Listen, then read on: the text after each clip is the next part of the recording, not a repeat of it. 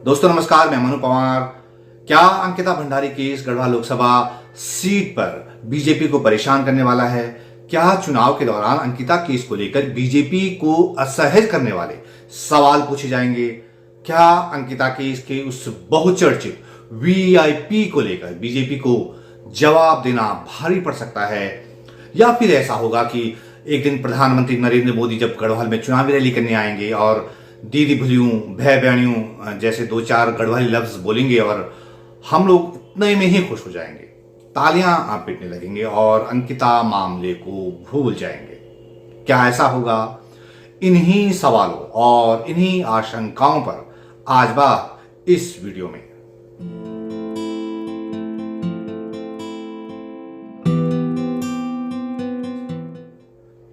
दोस्तों, इसमें कोई शक नहीं कि एक कौम के तौर पर अंकिता भंडारी केस ने पहाड़ के लोगों को बहुत झकझोरा है। लेकिन सबसे बड़ा सवाल यह है कि क्या अंकिता भंडारी हमारे पहाड़ के लोगों को अभी भी याद है? वही पहाड़ की बहादुर बेटी अंकिता भंडारी जो कि अपनी अस्मिता की रक्षा के लिए लड़ी और आखिरकार इसकी कीमत उसे अपनी जान देकर चुकानी पड़ी। लेकिन आज हम अंकिता भंडारी को क्यों याद कर रहे हैं? मैं देख रहा हूं कि सोशल मीडिया पर अंकिता भंडारी हत्याकांड की गूंज करीब 1.5 साल के बाद फिर से सुनाई दे रही है। लेकिन जमीनी सच्चाई क्या है? क्या वाकई अंकिता भंडारी हत्याकांड को लेकर पहाड़ के लोगों के भीतर अभी भी वैसा ही गुस्सा कायम है? क्या वो गुस्सा चुनाव के समय चैनलाइज हो पाएगा? क्या वो चुनाव को प्रभावित कर सकता है? माफ कीजिएगा दोस्तों, लेकिन मुझे इसको लेकर थोड़ा डाउट है। अगर ऐसा होता तो बेटी को न्याय के लिए श्रीनगर में धरने पर बैठे अंकिता भंडारी के घर वालों के समर्थन में लोगों का हुजूम उमड़ रहा होता, एक बड़ा मूवमेंट खड़ा हो गया होता। कई दिन से पहाड़ की खाक छान रहे राज्य आंदोलनकारी और पत्रकार रहे डॉक्टर प्रेम बहुखंडी से जब मैंने यही बात पूछी तो उनसे बातचीत में मुझे लगा कि अंकिता भंडारी के घर वालों को हमने अकेला छोड़ दिया है। अंकिता भंडारी वाला केस है, ये क्या कहीं कोई गोलबंदी कर पा रहा है? हलचल कुछ पैदा हो रही है या अंकिता भंडारी की मां 10-11 दिन से हड़ताल में बैठी हुई है। कितने लोगों को हम लामबंद कर पा रहे हैं? नहीं कर पा रहे हम। अंकिता भंडारी 19 साल की एक लड़की, उसका मर्डर हो जाता है, उसके बाद हम कुछ नहीं कर पा रहे हैं। एक अंकिता भंडारी का केस नहीं है, नीचे जो मैंने बोला ना, वो मवाद के नीचे हजारों अंकिता भंडारी हैं जो हर तरह से एक्सप्लॉइट हो रही हैं उत्तराखंड के अंदर। ये निकल के नहीं आ रहा है। ये जिस दिन निकल के आएगा ये विस्फोटक स्थिति बनेगी।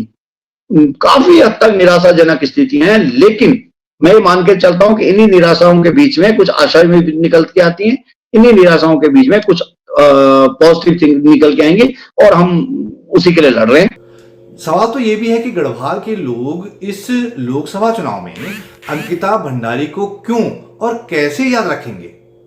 क्या अंकिता के गुनहगारों को जल्द से जल्द सजा दिलाए जाने का मुद्दा चुनाव में गरमाएगा? क्या बीजेपी नेता विनोद आर्य के बेटे पुलकित आर्य के रिजॉर्ट पर बुलडोजर चलाकर अंकिता केस के सबूत मिटा देने वाली बीजेपी की विधायक रेणु बिष्ट और एसडीएम के खिलाफ कोई एक्शन होगा? पिछले 1.5 साल में ये सारे सवाल जस के तस हैं कि अंकिता भंडारी के तीनों गुनहगारों को सजा कब होगी? वो वीआईपी कौन था जिसे स्पेशल सर्विस देने के लिए रिजॉर्ट मालिक पुलकित आर्य ने अंकिता पर दबाव डालने की कोशिश की? बीजेपी विधायक रेणु बिष्ट और एसडीएम ने रिजॉर्ट के उस कमरे पर बुलडोजर क्या फॉरेंसिक सबूत मिटाने के लिए चलाया जिसमें अंकिता रहती थी? पुलकित आर्य के रिजॉर्ट में उस आग की मिस्ट्री क्या है? क्या वो स्थानीय लोगों ने गुस्से में आग लगाई या किसी ने सबूत मिटाने के लिए वो सारा खेल रचा?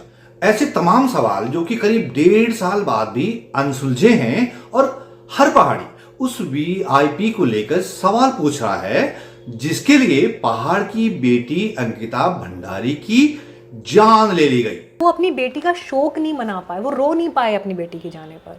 जैसे किसी के मरने का एक शोक होता है ना, वो शोक नहीं मना पाया वो परिवार।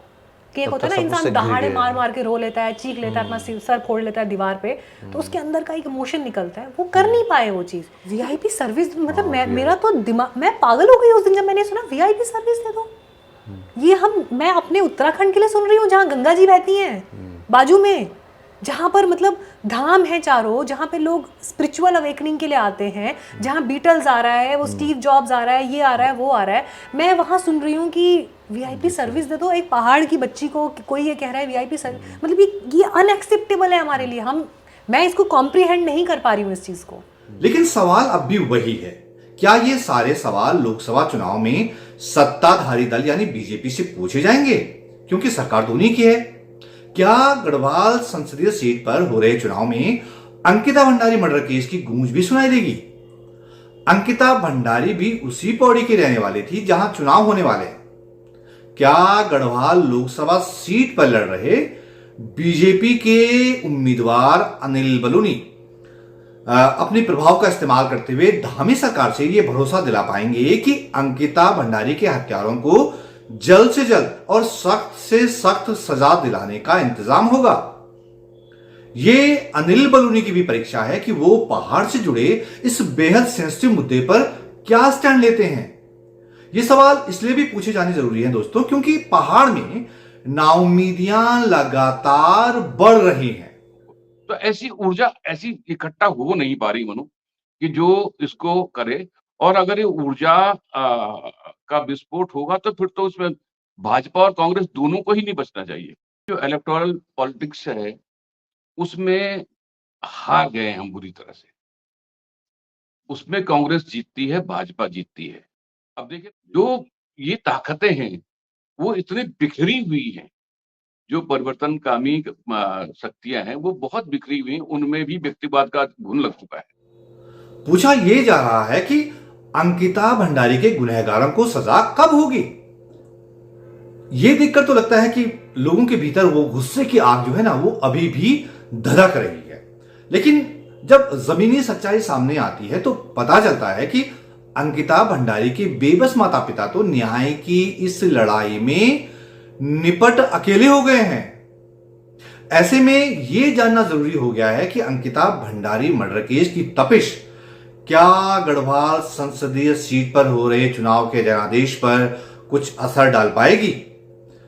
आने वाले दिनों में दोस्तों इसका पता तो चल ही जाएगा। लेकिन अगर हमारा समाज अपनी उस बहादुर बेटी को इंसाफ नहीं दिला पाया तो समझिए कि हमारे पहाड़ के लिए आगे की लड़ाइयां बहुत कठिन होने वाली हैं। ये वीडियो देखने के लिए दोस्तों आपका बहुत बहुत धन्यवाद। जल्द मिलते हैं एक नई वीडियो के साथ। नमस्कार।